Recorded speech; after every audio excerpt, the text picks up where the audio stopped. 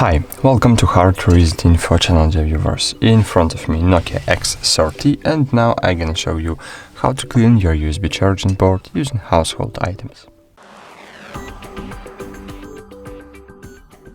Firstly, remember one rule: never use metal objects to clean the connector so as not to damage your USB charging port and the charging mechanism itself.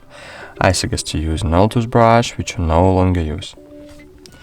As you can see, there is something in my charging port that prevents the charging cable from going all the way into the connector, and now we are going to try to clear it.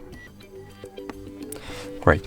Firstly, take the brush in your hand and insert one part of the brush into the connector.